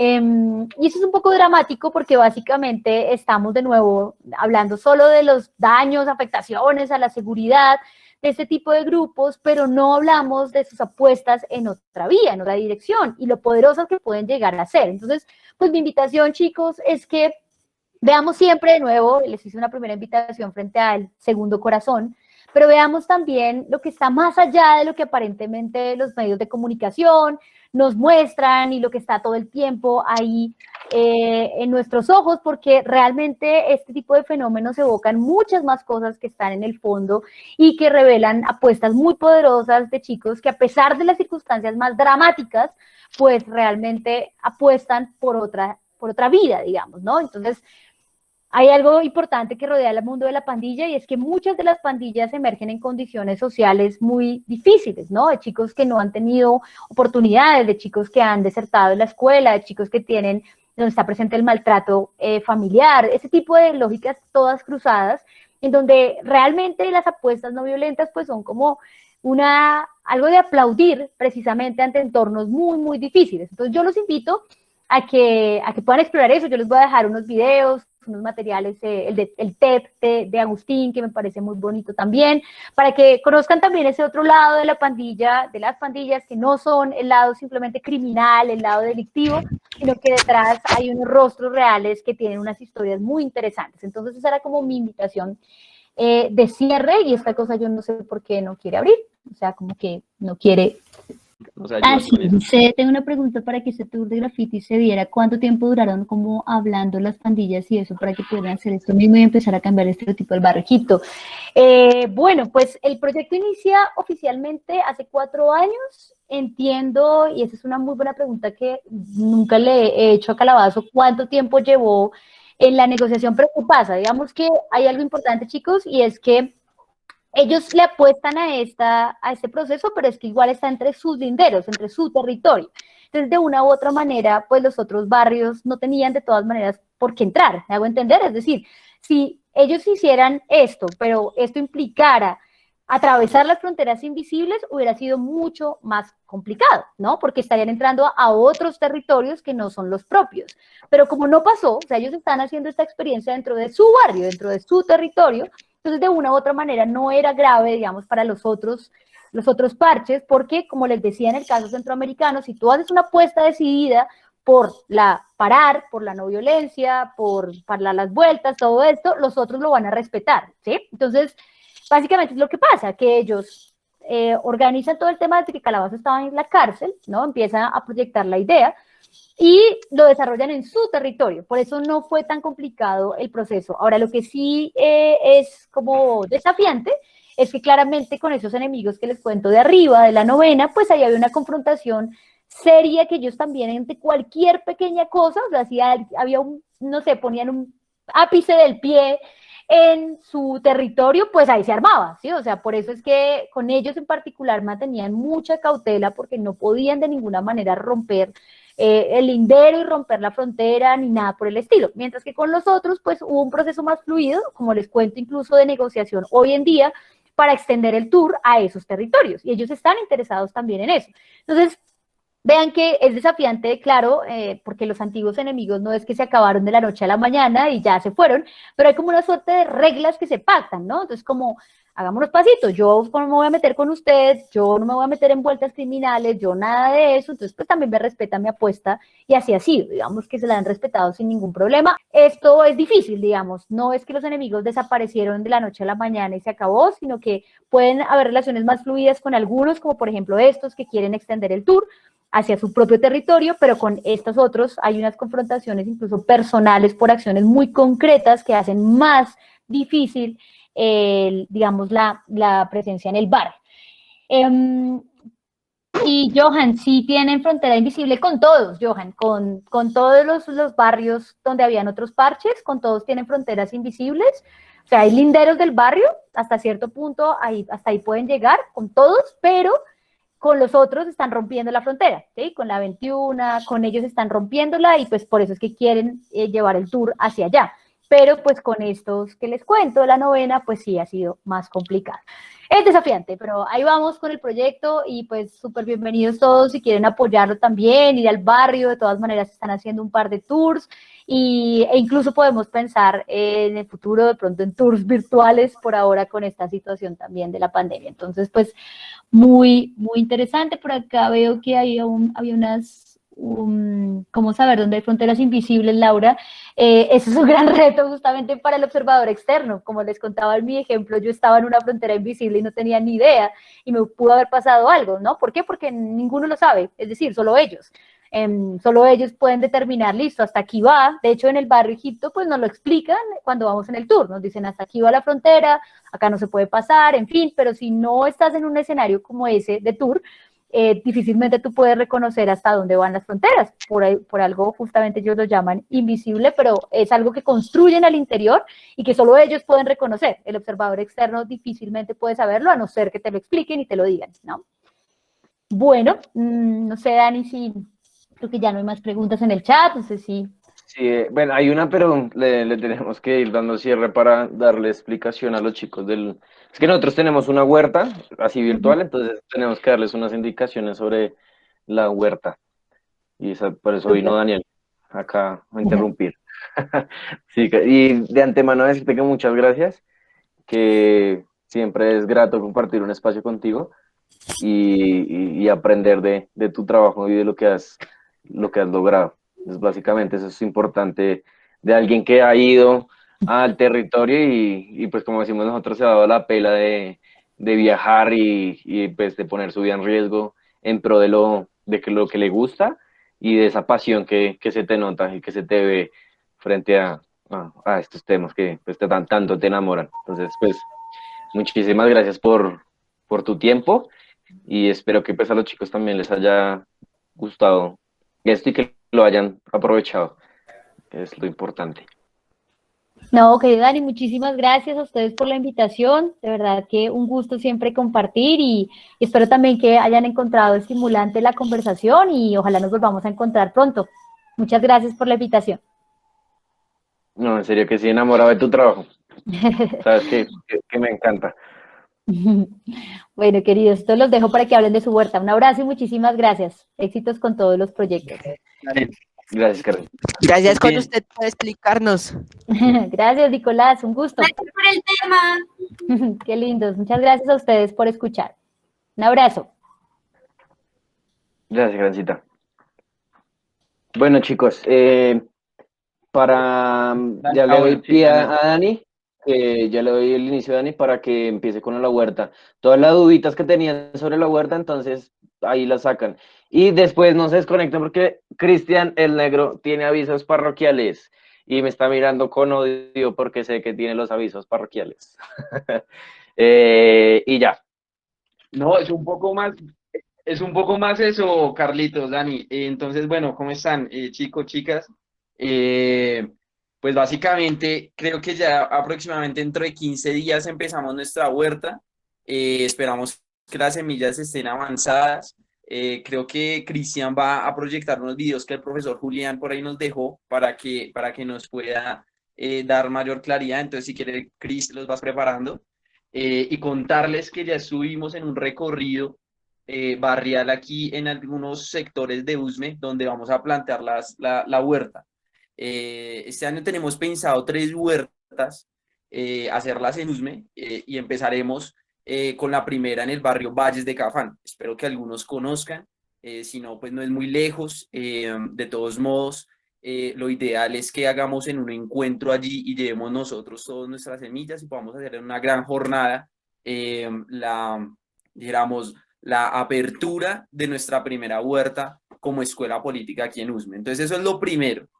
Es una huerta que vamos a hacer en compañía, en alianza con la Junta de Acción Comunal de ese barrio, y es muy importante en tanto que algunas personas del sector también se van a ver involucradas, sobre todo gente adulta, que eso también es muy importante. Por eso el profesor les decía, si sus padres, sus abuelitas, sus abuelitos están interesados también en participar, por supuesto son venidos y bienvenidas, y en ese orden de ideas lo ideal que vayamos haciendo. Espero que estén muy bien cuidadas las semillas. Dicen que ya se les murió una semilla, no, pero no puede ser, Carito. Bueno, ahí vamos, ahí vamos. Lo ideal es que en esa jornada de intervención podamos generar otros espacios también de interacción, pero entonces lo primero es eso. Ya tenemos espacio de huerta comunitaria, Barrio Valles de Cafán. La otra estamos pensando que sea en Tejares y en el barrio también Alfonso López, en el Estanislao Zulia. ¿Listo? Entonces, no sé si Cristian ya nos puede ayudar a proyectar esos videos que nos mandó el profe Julián dándonos un saludo. Y por allá se pueden ver algunas maticas de la casa de él. Entonces lo proyectamos de Cristian. Sí, ya Se está. Sí. demoran por ahí 3 minuticos y ya les evacuamos este tema muy rápido, en 5 minutos. En menos, de hecho. Bueno, tal cual como lo menciona Dani, chicos, no sé si en este momento se esté viendo en pantalla que estoy compartiendo pantalla, valga la redundancia. Que así me bueno, gracias. Y espero que sí se escuche. Entonces, pues. Muy buenos días, les presento un poco de mi casa. Este es un pedazo de la ventana de mi casa. Y perdón el desorden, vean la cantidad de matas que tengo. Este es otro pedazo donde hay muchas matas en la parte del comedor y la sala de mi casa. ¿Sí? Ahora les voy a mostrar en el próximo videito cómo van mis frijolitos que yo también planté la semana antes de Semana Santa. Bueno, ahí se podrán dar cuenta de que el profe está haciendo la tarea también. Ahí nos comparte un momento cómo le ha metido a esa parte de la agricultura urbana. Tiene sus maticas dentro de su apartamento, todo muy chévere. También, pues ahí nos va a hacer, ahorita le vamos a mostrar el video de la invitación, chicos. Y Daniel, ¿le iba a decir algo? No, era con relación a eso. Pensé que iba a proyectar el primer video del profesor, pero sí, usted la tiene clara. ¿Qué tal? 4. Entonces planté frijoles blancos acá, lentejas acá, garbanzos que ya están germinando. Los de ustedes deben estar más grandes porque yo los garbanzos los sembré una semana después, y otros frijolitos blancos que también están germinando. Espero que la tarea la tengamos todos hechas en casa porque les cuento en el próximo video buenas noticias. Hola y mil disculpas que no pueda estar en vivo y en directo con ustedes hoy. Supongo que trajeron un poquito de tierra porque dentro de 8 días vamos a sembrar algunas de las semillitas que tenemos ya germinando, las de frijolitos o lentejitas o garbanzos. Pero la buena noticia es que ya tenemos el terreno para hacer nuestra huerta y tenemos en principio, salvo que la pandemia nos restrinja un poco, en principio tenemos el 7 de mayo como el día en que vamos a hacer nuestra primera huerta, primera de 3 que vamos a hacer este año en Valles de Cafam. Es una huerta pequeña y entonces desde ya están todos cordialmente invitados. Vamos a tener refrigerios, vamos a tener musiquita, actividades y vamos a sembrar en buena medida también los frijolitos, lentejitas, etcétera, que tenemos en casa y que ustedes están sembrando desde hace 15 días. Por favor, inviten a mamás, papás, abuelitas. Súper bienvenidas las abuelitas. El refrigerio está hecho para abuelitas. Y nada, un abrazo. Vemos dentro de 8 días. Bueno, chicos, esa es básicamente la invitación. Es clave, profesor, bueno, ya escucharon el tema del refrigerio. Ahí sí se mosquean, ¿no, chicos y chicas? Pues que ustedes, como saben, están las actividades de intervención prontas para, digamos, que comenzar a ser visible y práctico todo aquello que están aprendiendo con la escuela. No sé si Dani, antes de que yo salte al siguiente punto, si tiene algo más que agregar. ¿Yo, su merced o lo Sí, mencionar que estamos... ¿A quién? Contreras. Bueno, listo. Mencionar que estamos como saben, estamos en cuarentena estricta los fines de semana. Entonces, dependiendo del comportamiento un poco de la pandemia y de la directriz, pues a nivel distrital, entonces tenemos como fecha tentativa el 7 para inaugurar nuestra huerta comunitaria.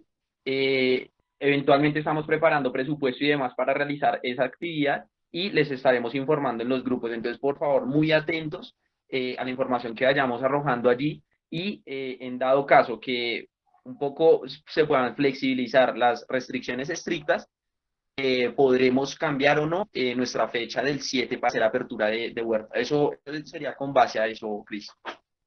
Vale, Dani, gracias, perfecto. Ahí hago una pequeña salvedad, creo que te corriste un día, sería el 8, ustedes saben que son los días sábados, ¿no? Entonces, 8 de mayo, y teniendo en cuenta lo que nos comenta Dani del posible escenario que maneja el distrito en materia, digamos que de seguridad y medidas cautelares para la contención del mismo virus, este podría aplazarse 8 días más, que no puede que sea el 8 como puede que sea el 15 de mayo, ¿vale? Eso ya con base al tema de agricultura urbana, que ya dentro de 15 días, pues lo vamos a estar abordando.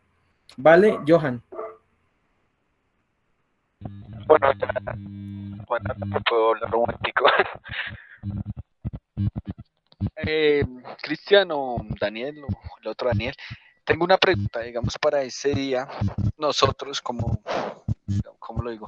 Todas las 40 personas que estamos acá, aparte de lo que ustedes, como nosotros como escuela familiar, tenemos que llegar, digamos, como algo, tierra o cosas así para intervenir, aparte de las pláticas de los frijolitos o lentejas o lo que tengamos en los vasitos. Bueno, yo les voy a hacer la aclaración. Ya nosotros les enviaremos y les transmitiremos por vía WhatsApp. Ya si deben tener unos implementos básicos, eso se los vamos a transmitir en el transcurso de la semana que viene. Bueno, chicos, para que tengan la claridad, nosotros le hacemos como siempre un formatico de información, un flash donde está todos los requerimientos que ustedes deben tener y lo que van a llevar. Entonces, para que no se preocupen, la otra semana se los haremos llegar. Entonces tengan que tener eso. Y depende, como hace el negro, la salvedad y vuelvo y la hago, eso depende de las políticas que lleve la alcaldía. Bueno, si hay cierre o no hay cierre. Entonces eso también depende. Pues este fin de semana estamos encerrados, no sabemos si el otro y el otro también, entonces pues eso también depende de ello. Bueno. Carlitos, me podría adelantar en algún asunto.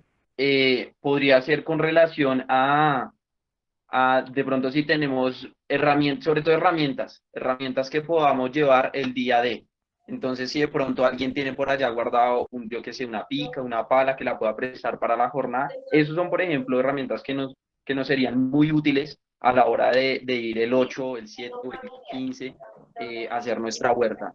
La tierra la ponemos nosotros, además de un par de semillas también que tenemos pensado, pero en principio sería el tema de herramientas. Entonces, para que lo tengan ahí contemplado, lo tengan en el tintero.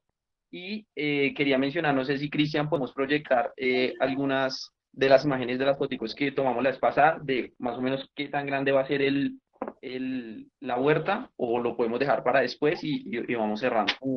Antes de eso, chicos, antes de que se desconecten, porque ya se han salido 6. Bueno, un aviso parroquial importante. Por favor, las personas que están conectadas, vamos a hacer llegarles a sus correos y a sus WhatsApps un consentimiento que tienen que ser llenado por sus padres para la actividad presencial que se va a llevar el siguiente fin de semana si no hay cierre. Es decir, la persona que no tenga ese consentimiento firmado por su papá o su acudiente, que puede también ser su madre, no podrá ir. Bueno, no podrá ir. Ustedes son menores de edad y necesitamos consentimiento de sus papás. Entonces, por favor, díganles, coméntenles. Nosotros les vamos a hacer llegar la información formal para que sepan que sí es de la escuela, que va a hacer la actividad de la escuela. Y sí, necesitamos también la firma y cédula de sus papás. Bueno. Bueno, Dani, ya para hacer un poco sucintos, que digamos que te está siendo redundante, chicos, básicamente a sus correos les voy a hacer llegar 2 documentos, ¿vale? De igual forma se los compartiré a los grupos de WhatsApp.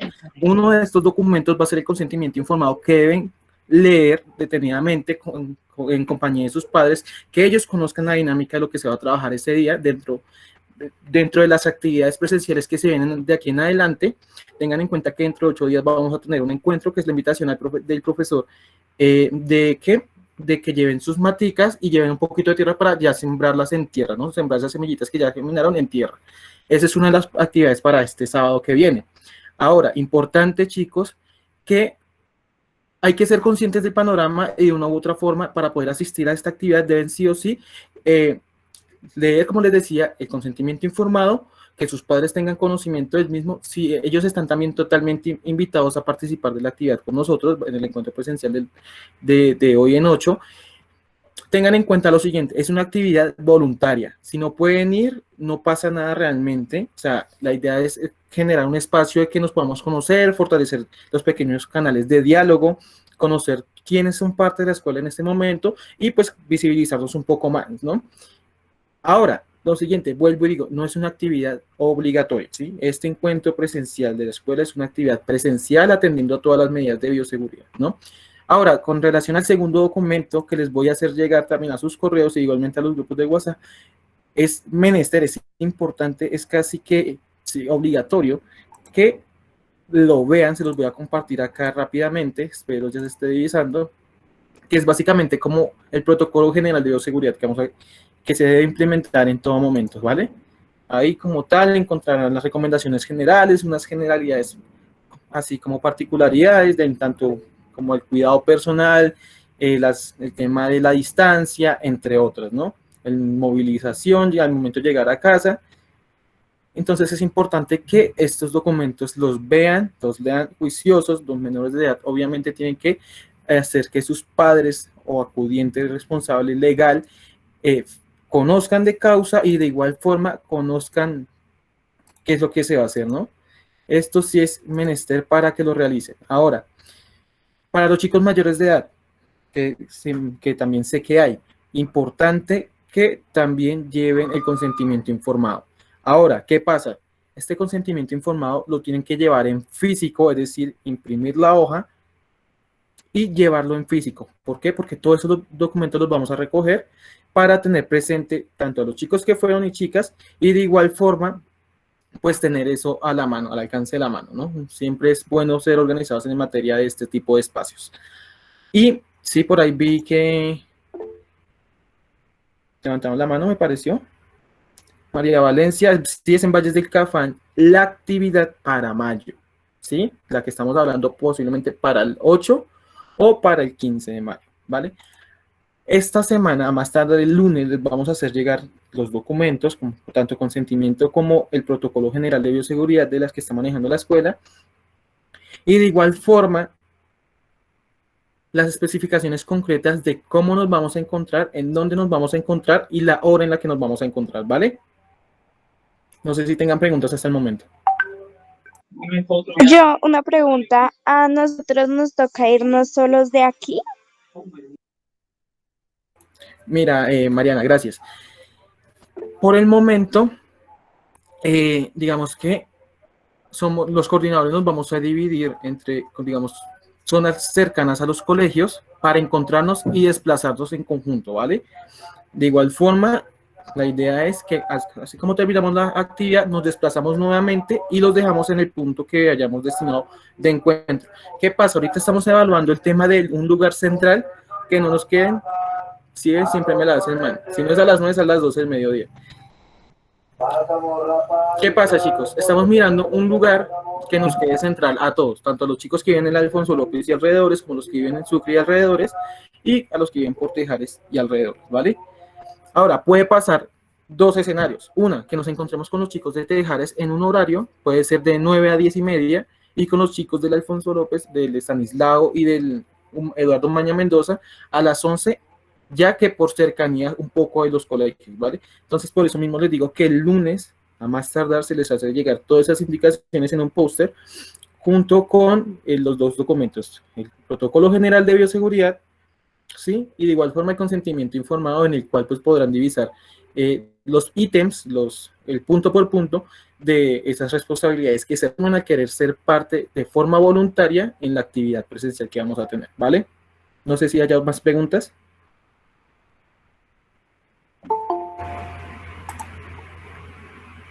Bueno, les dije que solo podía pasar una de dos. Que nos vemos con Tejares un poco es por la distancia de los colegios y digamos un poco de las horas en las que viven.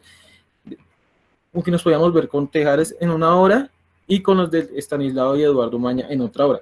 que lo ideal es que nos veamos todos, ¿cierto? Pero igual tenemos que tener un poco de cuidado con el tema de las aglomeraciones, la movilización, cositas pequeñas de seguridad. O la otra es que nos encontremos los 3 colegios, la escuela como tal, todos en un punto específico que digamos aquí todos nos vamos a encontrar, ¿vale?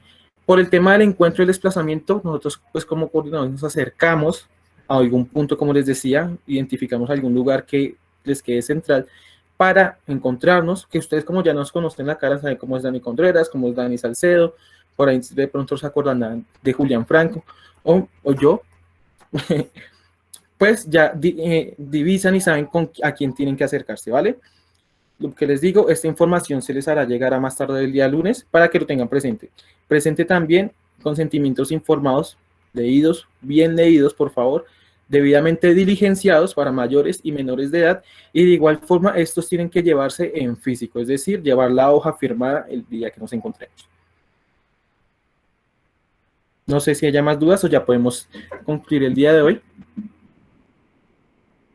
Sí, yo creo que vamos cerrando, Negrito. Muchas gracias. Entonces, recordar, muchachos, chicas, que las semillas tienen hasta cierto punto, dijéramos, la posibilidad de estar en algodón y agua y ya después pasarla a tierrita para que vaya cogiendo raíz más fuerte y en ese orden de ideas vaya empezando a crecer y no se nos muera. Entonces, eso de pronto también puede ser un dato que les sirva. Y nada, entonces veámonos en la próxima. Y muchas gracias, un abrazo. Gracias, Dani. Muchachos, que estén muy bien. Sigan intentando el tema de las semillas en el proceso de la semana.